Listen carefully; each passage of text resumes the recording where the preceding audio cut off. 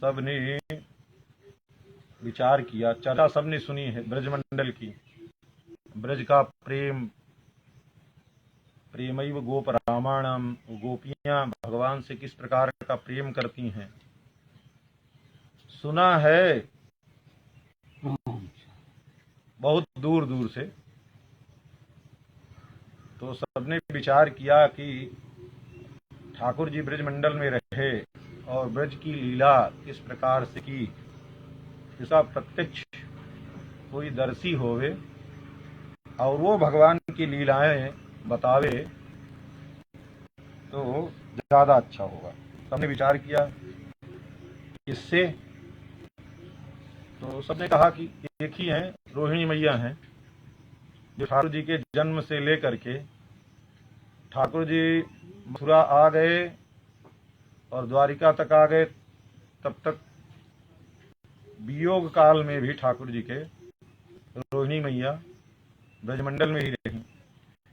तो रोहिणी मैया से ज्यादा भगवान से कैसे प्रेम करती हैं गोपियां, गोप ग्वाल, ये तो मनुष्य हैं। गायें किस प्रकार से प्रेम करती हैं, मयूर किस प्रकार से प्रेम करते हैं, हिरणे किस प्रकार से भगवान से प्रेम करती हैं, यहाँ तक कि लता पता और पर्वत श्रेणियां भी हैं भगवान से किस प्रकार से प्रेम करती हैं, इसका वर्णन रोहिणी मैया ही कर सकती है। सब लोग एकत्रित हुई और एकत्रित हो करके सब रोहिणी मैया के समीप गई और जा करके सबने रोहिणी मैया के चरणों में अपना मत्था रख दिया, प्रणाम किया। अब मत्था रख दिया तो पहले तो जाती थी प्रणाम करती थी, हो जाता था, उठ जाती थी अपने से। अब सबने मत्था दिया तो मत्था रखे ही रखा। 1 मिनट, 2 मिनट, 10 मिनट बीता। मैया ने सोचा क्या बात है, आज इतनी लंबी धुंध किस बात की है। तो भैया ने पूछा, अरे भाई क्या बात है आज? बोले मैया आपसे हम कुछ मांगना चाह रही हैं। मांगने की क्या जरूरत है, पूरी द्वारिका की पटरानी हो तुम सब, तुमको क्या मांगने की जरूरत है, जो है सब तुम्हारा ही है और हमारा भी जो है वो भी तुम्हारा ही है, कि कोई पराया नहीं है। बोले नहीं मैया, ये बाह्य चीज संसार की भोग पदार्थ ये सब नहीं चाहिए, कुछ और चाहिए। मैया ने कहा कि और क्या चाहिए? बोले कि वो बहुत दिव्य है, पर आप पहले हाँ करो कि हाँ देंगे। मैया ने कहा कि भाई दिव्य है पर हमारे पास होवे तब हम दे सकती हैं। बोले नहीं मैया, पूरी द्वारिका में आप ही एक हैं जो दे सकती हैं और नहीं कोई दे सकता है। तो मैया ने कहा अगर हम दे सकते हैं तो ठीक है। तो सभी रानियों ने कहा मैया हम सब विश्वास कर लें, आप मना तो नहीं करेंगी बाद में? बोले नहीं नहीं, हमने कह दिया है अगर हमारे पास है देने योग्य तो हम जरूर देंगे। बोले देने योग्य की बात नहीं है, आप देंगी बस ये बताइए। बोले चलिए ठीक है। तो सबने अपना अपना मथा उठाया। तो हाँ बताओ क्या?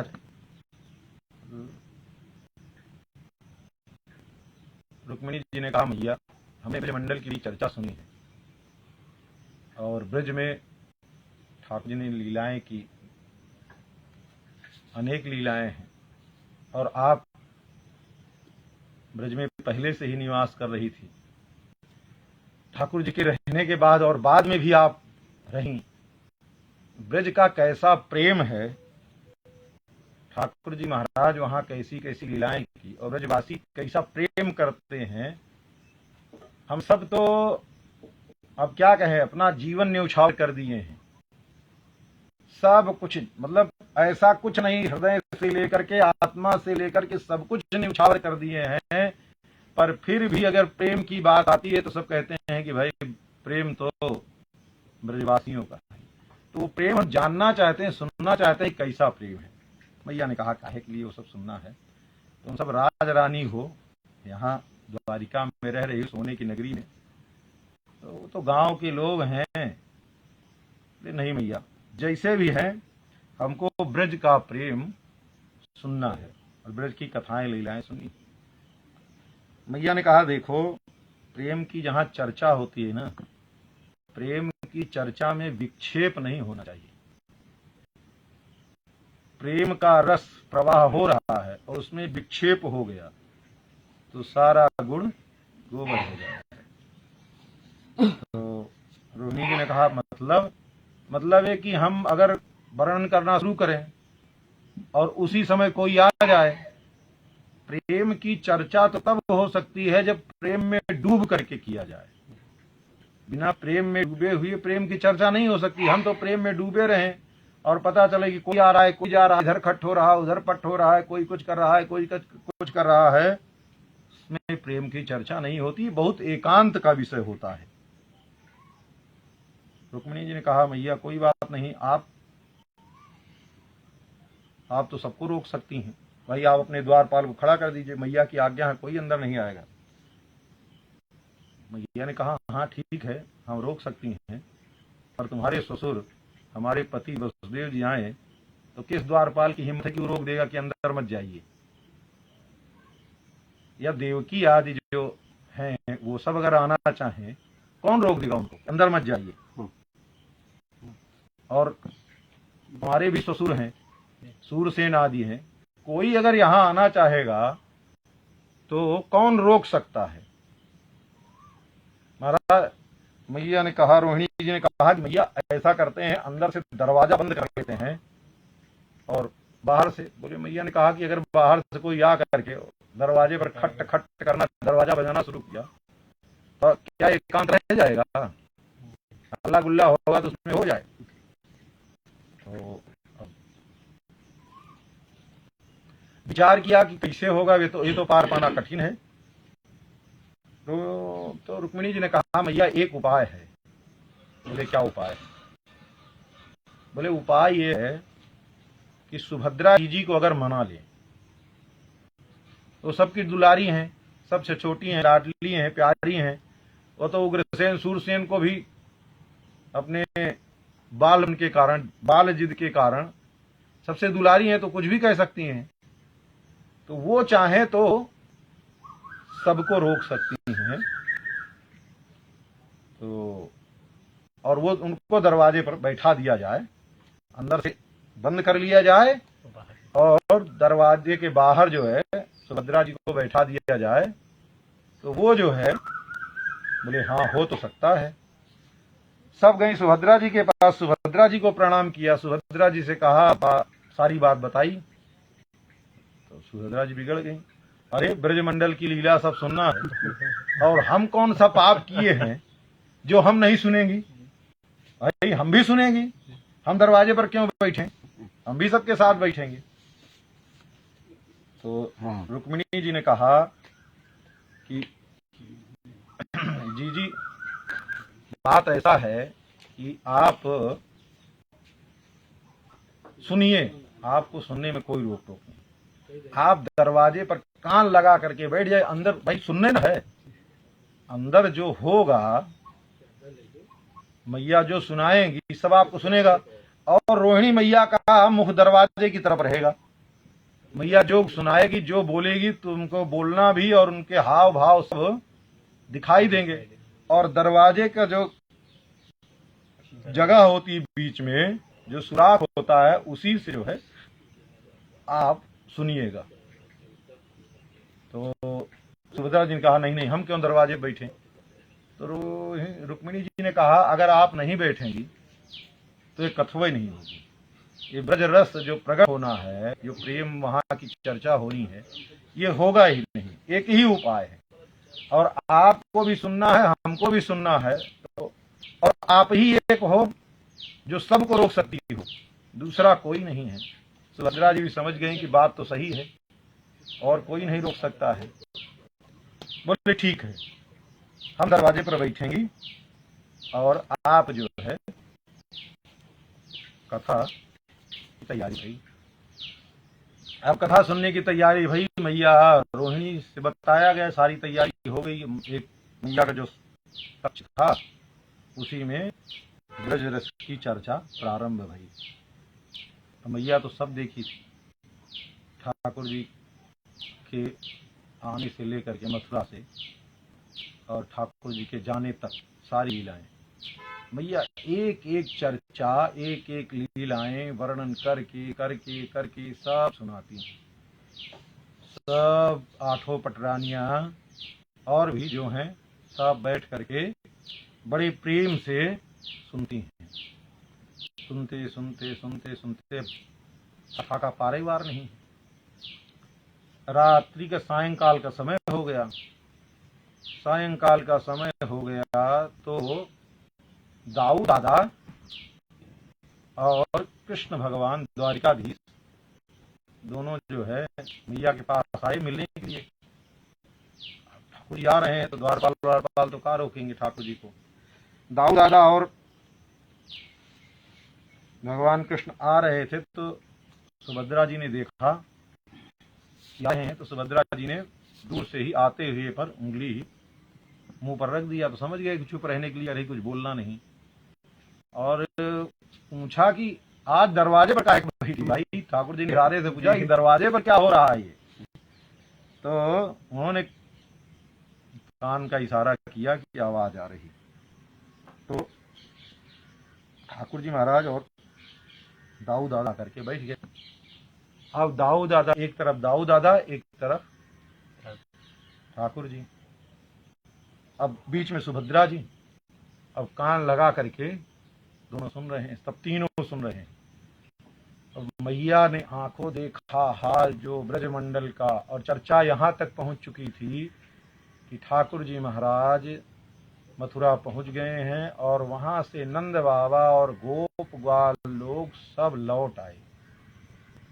और जैसे ही मैया ने देखा कि नंद बाबा आ गए हैं, अपने महल से दौड़ करके मैया गई, देखा नंद बाबा। मैया ने पूछा, अरे लाला कहाँ है? बाबा तो केवल रो पड़े और कुछ कहने का सामर्थ्य नहीं था। मैया तो बाबा को पकड़ करके और रुदन करती हुई नीचे चरणों तक गिर पड़ी और बाबा से बोली, अरे कन्हैया को छोड़ करके आप जीवित आ कैसे गए? बाबा और चिकार करके रुदन करके। ऐसे ही अब मैया तो पागल सी हो गई, उन्मदिनी हो गई मैया। अब लाला को जहां तहां मैया को केवल लाला ही दिखाई देता है। कभी तकियों के करके थपकाती है, कभी यहाँ कहीं पेड़ पर, कहीं कोई भी चीज मिल जाती है, मैया को लगता है कि ये हमारा लाला है। और बहुत देर तक गले से लगा करके वो लाला को थपकी देती है, सुलाती है। और फिर जब भान होता है अरे ये तो तकिया है, तो फिर चित्कार करके मैया रुदन करती है। ऐसे ही अब ब्रज गोपियों की चर्चा केवल एकमात्र से इतने से समझिए कि गोपियां, नंद बाबा, गोप ग्वाल सब मथुरा में एकत्रित होकर के बैठते हैं और नित्य प्रति कन्हैया की चर्चा करते हैं।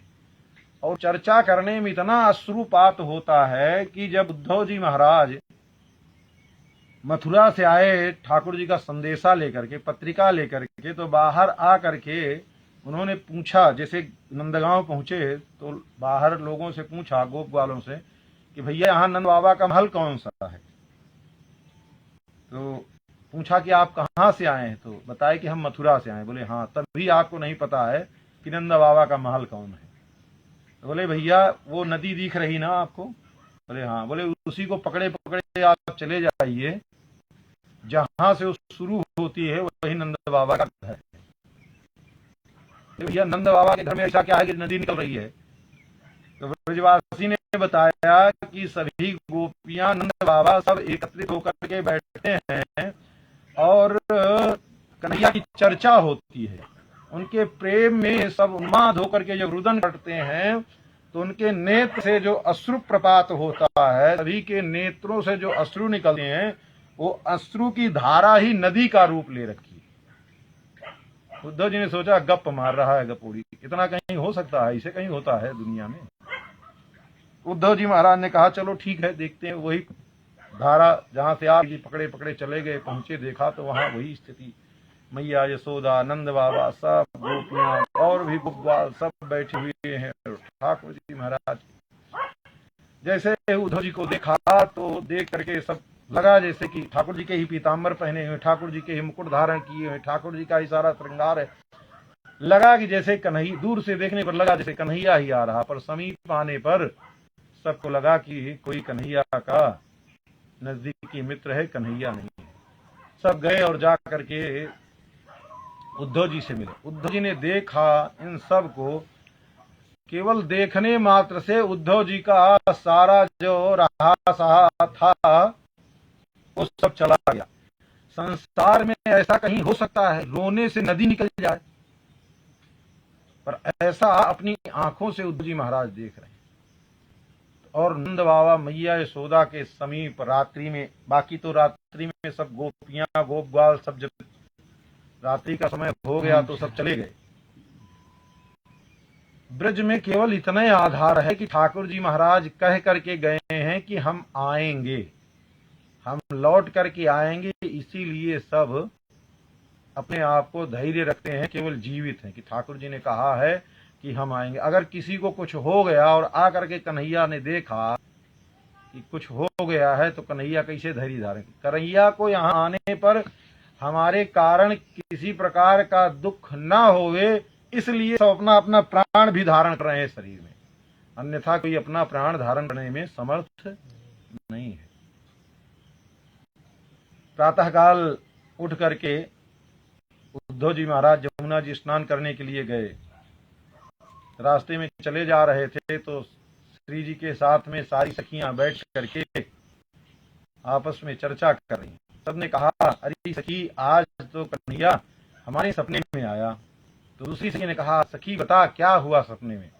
तो वो अपने सपने का वृत्तांत बनाए। कन्हैया आया हमारे साथ, हमारी चोटी खींच रहा था, हम दोनों ने बैठ करके कलेऊ किया, जिसके साथ जैसी सब अपने अपने स्वप्न की चर्चा आपस में सभी गोपियां करती हैं। रात्रि में एक क्षण दो क्षण के लिए, घंटे दो घंटे, जितना भी किसी को निद्रा आती है, निद्रा में भी कन्हैया ही स्वप्न में आते हैं और कोई चर्चा नहीं। सब आपस में चर्चा करती हैं, सब अपने अपने सपनों का हाल वर्णन करके सुनाती हैं। जब सब वर्णन करके सुना चुकी तो सखियों ने मिल करके श्री जी से कहा, राधा जी से कहा कि प्राण प्यारी जू, आप तो उनकी प्रियतमा हैं, आपके स्वप्न में आए क्या, और आपके स्वप्न में आकर के लाला ने क्या लीला की, श्याम सुंदर ने क्या लीला की। तो राधा जी कहती हैं, स्वप्ने पश्यन्ति या कांतम धन्यास्ता सखियोषिता अस्माकं तु गते कांते गता निद्रा प्यैरिणी। श्री जी ने कहा, सखी आप सब धन्य हो कि आपके स्वप्न में भी प्रियतम श्याम सुंदर आ जाते हैं। हमारी तो वैरिणी निद्रा ऐसी हो गई है कि जिस दिन से प्यारे श्याम सुंदर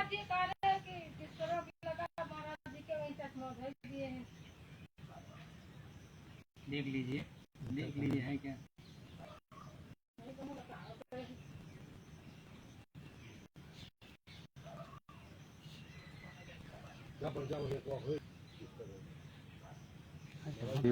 और भी पड़ेंगे।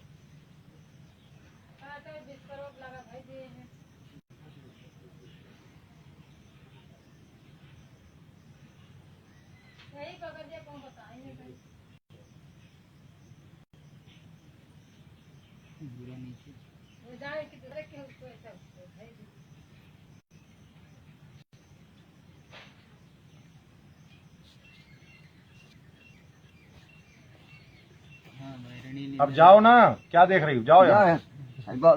लाल का है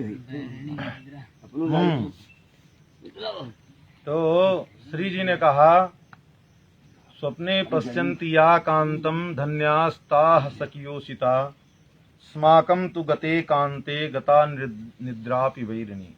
सखी आप सब धन्य हो कि आपके स्वप्न में श्याम सुंदर आते हैं और तुम्हारे साथ लीलाएं करते हैं। तो हमारी तो ये दशा हो गई है कि निद्रा भी हमारी वैरिणी हो गई है। इसको भी लगता है पता नहीं किस जन्म का हमसे बदला लेना है। जब से प्रियतम श्याम सुंदर गए हैं तब से निद्रा भी नहीं आई। अब कल्पना कीजिए कि ठाकुर जी के वियोग में नींद तक नहीं ले रही हैं श्री जी। क्या दशा हुई होगी। उद्धव जी महाराज जो पत्रिका लेकर के आए थे, उनको पत्रिका देने में डर लगता है, कैसे पत्रिका देवें। प्रेम की उस अवस्था को देख करके श्री उद्धव जी महाराज तो वैसे भी कहते हैं, आसाम हो चरण रेणु जुषाम हम श्याम वृंदावने किमपि गुल्म लतौ सधीनाम यादुजम स्वजनार्यथम च हित्वा भेजुर्मुकुंद पदवीम श्रुतिभिर्मृग्याम। प्रार्थना करते हैं इन सब गोपियों की दशा देख करके, गोप ग्वालों की दशा देख करके, गायों की दशा देख करके कि हे प्रभु, अगर हमको फिर दोबारा जन्म देना तो इसी वृंदावन में हम पैदा होवें।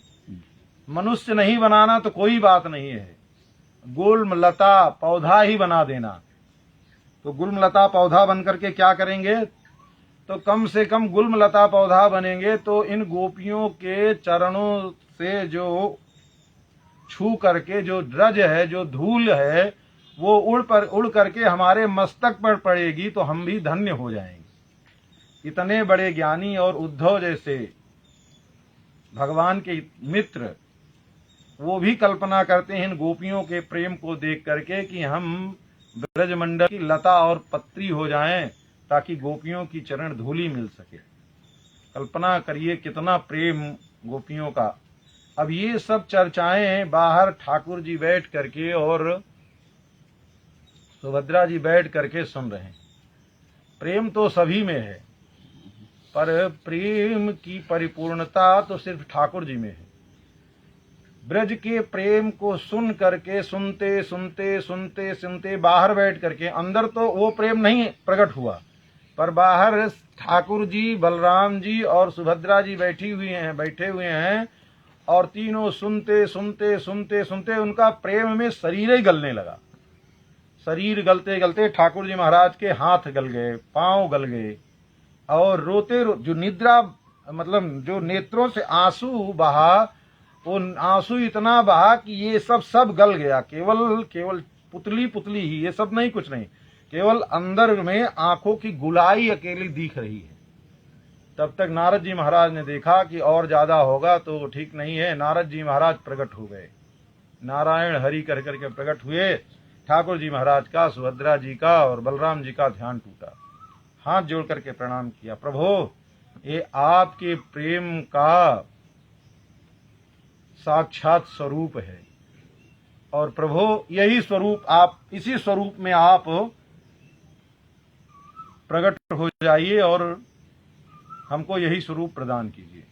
तो जिस स्वरूप में ठाकुर जी, बलराम जी, सुभद्रा जी उस प्रेम में अंग प्रत्यंग जो गल गया था, वही स्वरूप श्री नारद जी महाराज ने मांगा। तो ठाकुर जी महाराज, अब स्वरूप क्या होगा, वो तो श्री विग्रह के रूप में तीनों प्रकट हो गए और तीनों प्रकट होकर के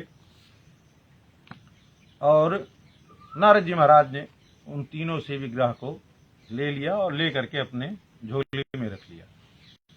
वही ठाकुर जी का स्वरूप। बाकी तो फिर अब कथाएं, तो प्रेम प्रकट होने का एक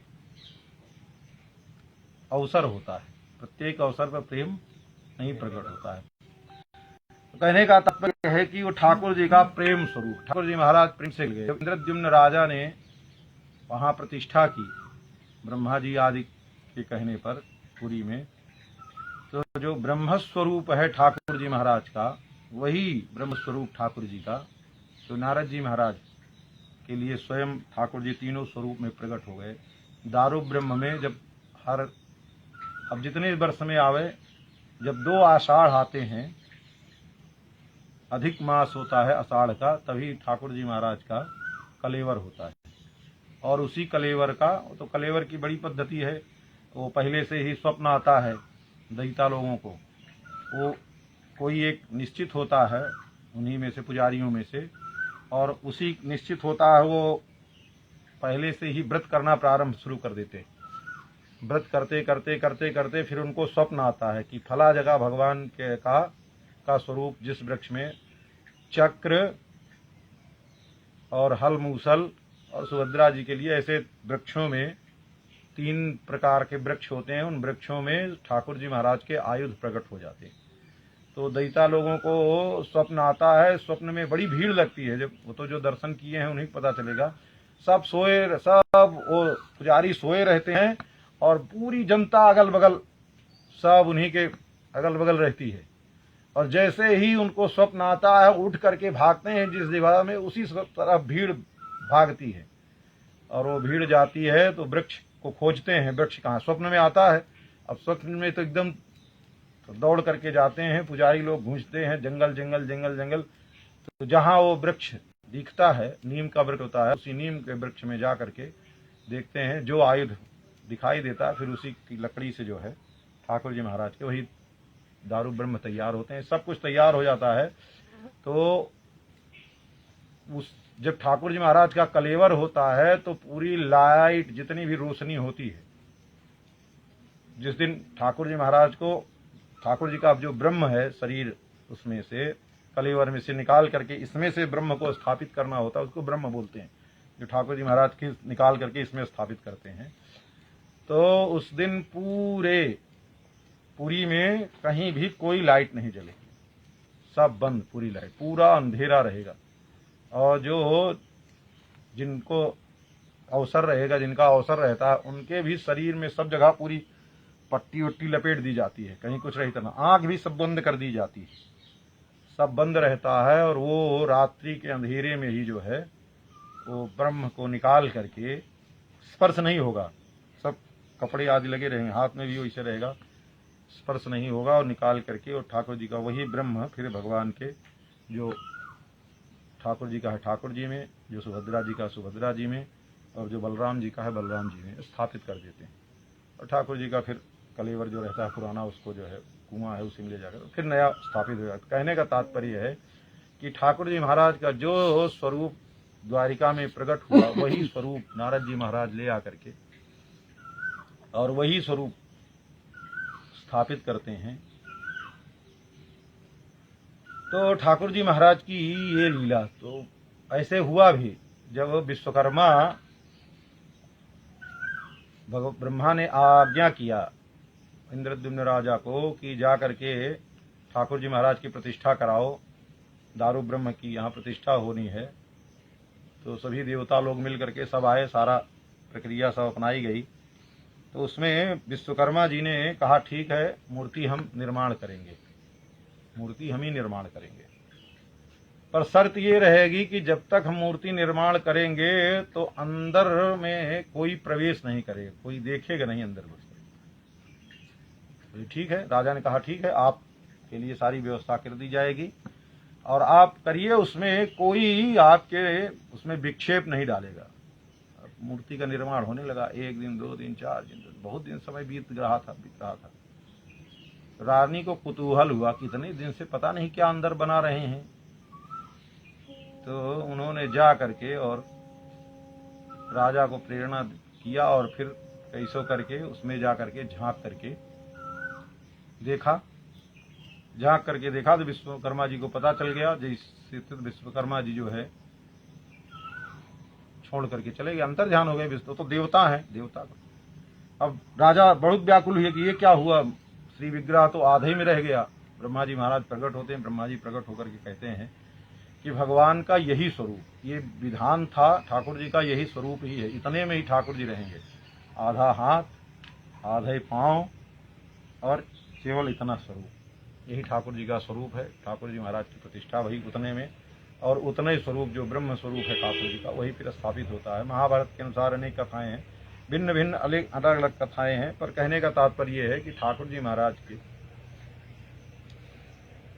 जो पुरी में ठाकुर जी महाराज विराजते हैं, श्री द्वारिकाधीश हैं, तो पतित पावन, सब पतितों के लिए ठाकुर जी महाराज श्री पुरुषोत्तम क्षेत्र में विराजते हैं। कहते हैं नीलाचल क्षेत्र में चक्र, जहां से वो मंदिर का चक्र दिखाई देवे, उतनी दूर से, जहां से दिखाई देने लगे उतनी दूर से सारा भेदभाव समाप्त हो जाता है। सर्वे वर्णा द्विजातया प्राप्ते तो नील चक्रे सर्वे वर्णा द्विजातया। नील चक्र की प्राप्ति होने पर, दर्शन होने पर सब जो है एक जैसे। वहां तो जाकर के देखें, उसी में से निकालते हैं, पान रहता है भरा, उसी में से पीते हैं, मुंह लगा के फिर उसी में डाल देते। दूसरा आता है, फिर उसी में से मुंह लगा के पीता, फिर उसी में डाल देते। आया, खाया और आधा उसी में छोड़ दिया, दूसरा आएगा फिर उसी में से। वहां पूरी में जो है कोई भेदभाव नहीं। ठाकुर जी महाराज सबके लिए समान रूप से हैं, बैठे हुए हैं। और जो एक बार जाकर के जगन्नाथ भगवान की शरण में जाकर के जगन्नाथ भगवान का दर्शन कर लेता है। तीर्थ में तीर्थाटन करने का भी, तीर्थ में जाने का भी एक नियम है। तीर्थ में जावे और तीर्थ में जा करके तीर्थ तब पूरा होता है, एक तीर्थ में कम से कम 3 रात्रि निवास करे। किसी भी तीर्थ में जावे, तीर्थ का मतलब जल होता है, वैसे तो तीर्थ का मतलब जल होता है शाब्दिक अर्थ। जो भी वहां हो, नदी हो, पुण्य सलीला कुंड होवे या पुष्करणी होवे, जो कुछ भी होवे, तो उसमें जा करके डुबकी लावे, आचमन करे 3 दिन तक। 3 रात्रि निवास करने के बाद ही तीर्थ करने का फल प्राप्त होता है। आज तो तीर्थ करने के लिए जाते हैं, व्यक्ति गया और बस भागम भाग लगी रहती है, कर करके चला गया। वो सोचता है हम जो है तीर्थ कर लिए, हमारा तीर्थ पूरा हो गया।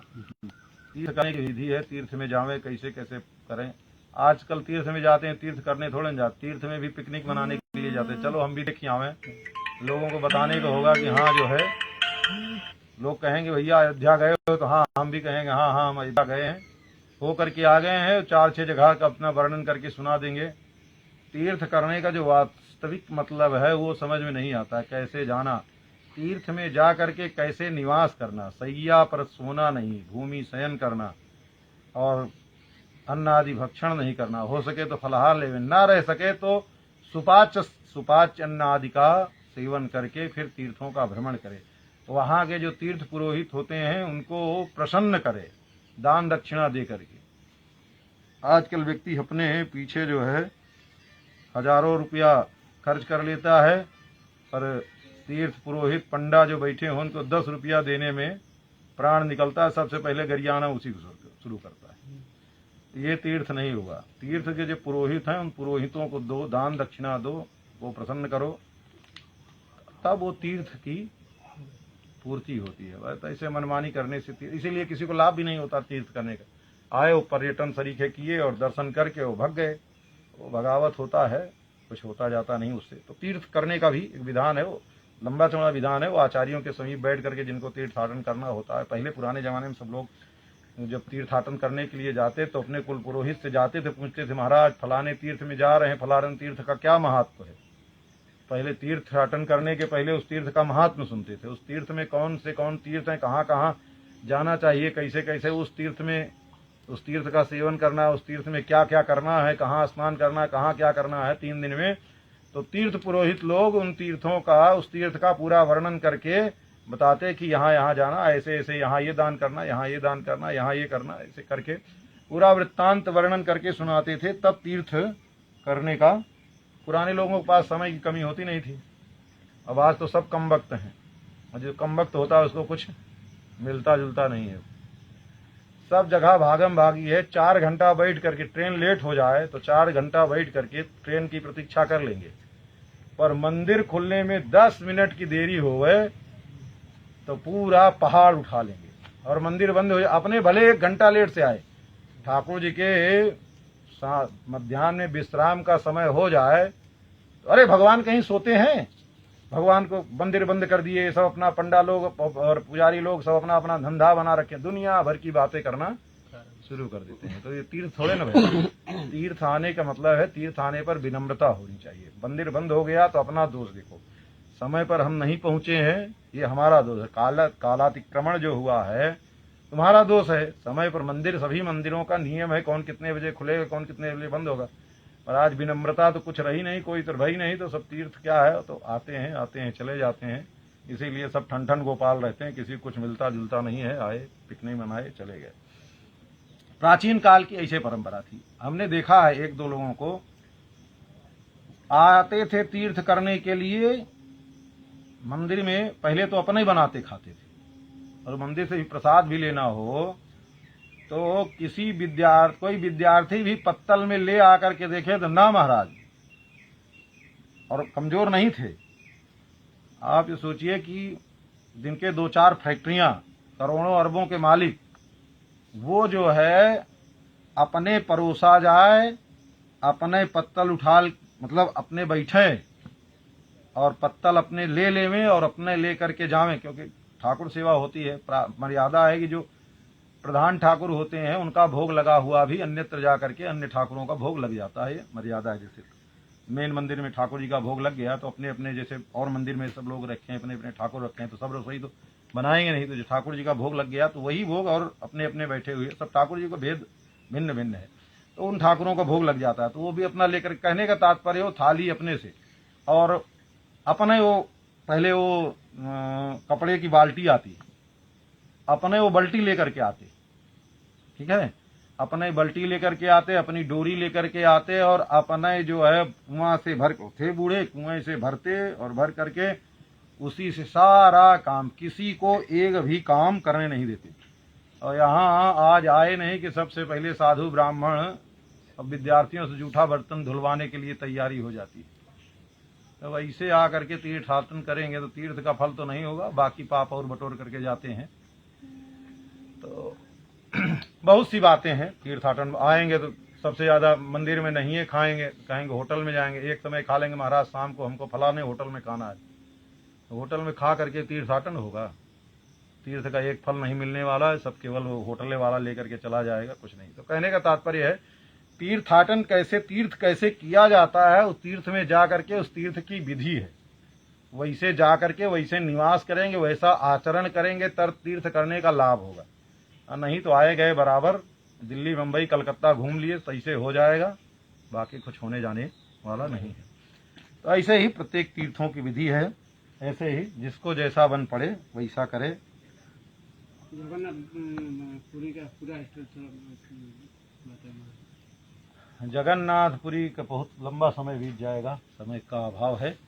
आज इतना ही भाई, आगे चर्चा पूरी के चलते। टाइम हो गया? हाँ होने वाला है, बस 5 मिनट और क्या, कितना टाइम रहता है? गर्मी तो गर्मी भी बहुत है आज तो कहने का मतलब ये है कि तीर्थ में जावे। और पुरी की बहुत सी, पुरी में तो जगन्नाथपुरी है ही है, पुरुषोत्तम क्षेत्र है, पुरुषोत्तम क्षेत्र का महात्म्य भी बड़ा लंबा चौड़ा है। कली का प्रत्यक्ष भगवान, हाँ कलयुग के प्रत्यक्ष भगवान, और भगवान है ही है, जो उनमें भगवान है वही श्री कृष्ण भगवान ही बताया ना, कि वही ठाकुर जी के अंदर विराजमान किए हुए हैं, भगवान का प्रत्यक्ष है वहाँ जो है कलयुग में भगवान का। और एक बात और भी है, ठाकुर जी महाराज का बहुत जल्दी सा अनुभव होता है। जो पुरी में जा करके भगवान का आराधन पूजन करते हैं, और वहाँ विधि भी कोई नहीं है। बात यह है कि वहाँ कोई बहुत आचार विचार करने की जरूरत नहीं है, वहाँ तो जाइए और खाने पीने की कोई कमी नहीं है, कहीं भी पड़े रहिए और मंदिर में पहुंच जाइए, और बस लगा हुआ है बाजार, और वहीं अगर नहीं खरीद सकते हैं तो बंटता भी है, समय समय पर भोग लग करके आता है ठाकुर जी का, समय समय पर ठाकुर जी का प्रसाद बंटता भी है मंदिर की तरफ से। तो मंदिर का प्रसाद ले लीजिए, और ले करके बहुत से ऐसे महात्मा हैं कुछ नहीं करते, केवल कहीं वहीं समुद्र के किनारे कहीं कोई गुफा, पुरानी पुरानी बहुत सी गुफाएं हैं, कुंड का जो है जो बहुत से वो बुर्जे बने हुए हैं, उसी में अपना अपना आसन डाल लिए हैं, सामान कुछ है नहीं, बस उसी में आकर के सो जाते हैं। जगन्नाथ भगवान का प्रसाद लिए, जगन्नाथ भगवान का दर्शन किए, बस उतने में जीवन यापन कर रहे हैं। भगवान की बड़ी जल्दी कृपा होती है, जा करके जो अनुभव करते हैं पुरी में, भगवान की बड़ी जल्दी कृपा होती है पुरी में जा करके। तो अंत में चैतन्य महाप्रभु भी जा करके पुरी में ही ठाकुर जी का निवास करके, वहीं रह करके ठाकुर जी महाराज के समीप में रह करके, और ठाकुर पूरे संसार को भगवान के नाम का संकीर्तन वहीं से सिखाया। और इतना उन प्रेमावतार कहा भी जाता है जगन्नाथपुरी में। बहुत सी चर्चाएं हैं, धीरे धीरे आगे चल करके जैसे जैसे होगा आगे चर्चाएं चलती रहेंगी। बोलिए श्री अयोध्यानाथ भगवान की जय, श्री रंगनाथ भगवान की जय, श्री लक्ष्मी नारायण भगवान की जय, श्री सीता रामचंद्र भगवान की जय, श्री हनुमान जी महाराज की जय, श्री अयोध्या धाम की जय, श्री सरयू मैया की जय, जय सब संतन की जय, सब भक्तन की जय, जय जय श्री सीताराम, जय जय श्री राधे श्याम। बहुत व्यास जी महाराज की जय। हाँ गर्मी अपनी नहीं